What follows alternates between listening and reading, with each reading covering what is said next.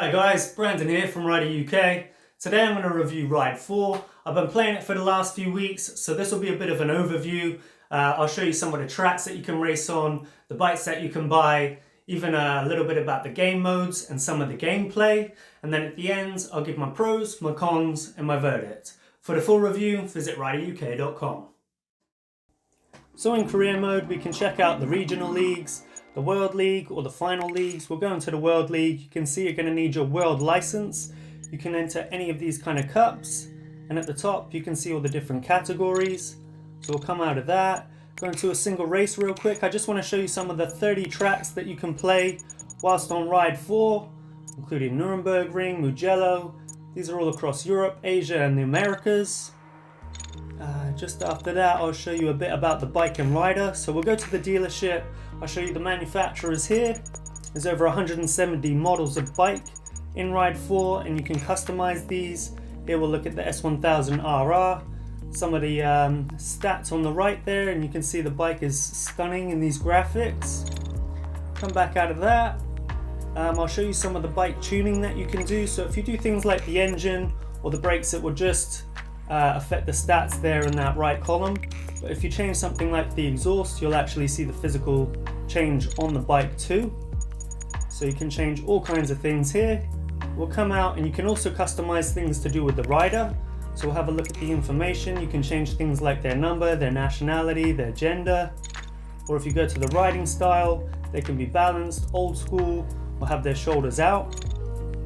If you go into the gear, you can change your presets and change things like your helmet, the suit they wear, their gloves, all different styles and colors. And if you wanted to, you could even go further and edit these things in the editor. Okay, so here we are on a time trial.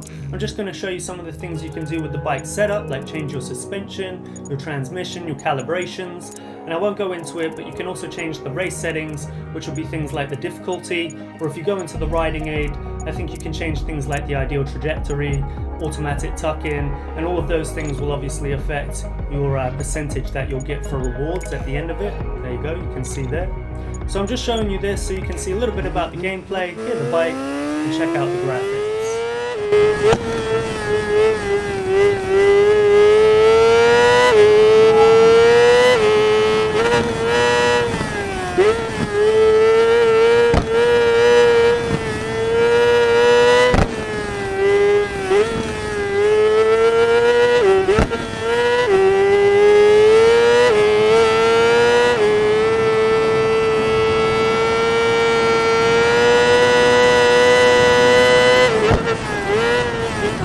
There I go, losing the tail end, and that's a classic Brandon maneuver.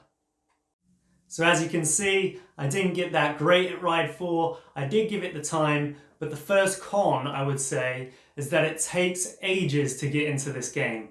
It took me about 12 hours of gameplay, and I'm just a casual gamer. There were points where I was really considering just putting it down and not playing it anymore. But if you do give it the time, it will pay off. The reward is worth it, I promise you.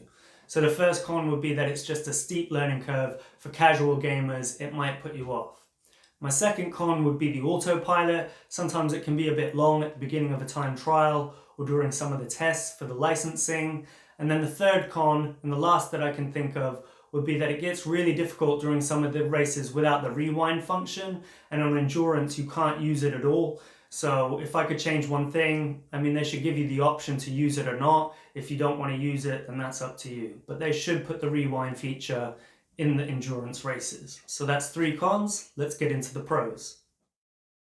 So there's so many good things going for this game that I'm just going to give you my top 3 pros. So the first would be that it's a hell of a lot of fun. Once you get past that frustrating period of about 12 hours of gameplay, you'll start to learn the tracks and get better with the technique, and that's when it really opens up for you.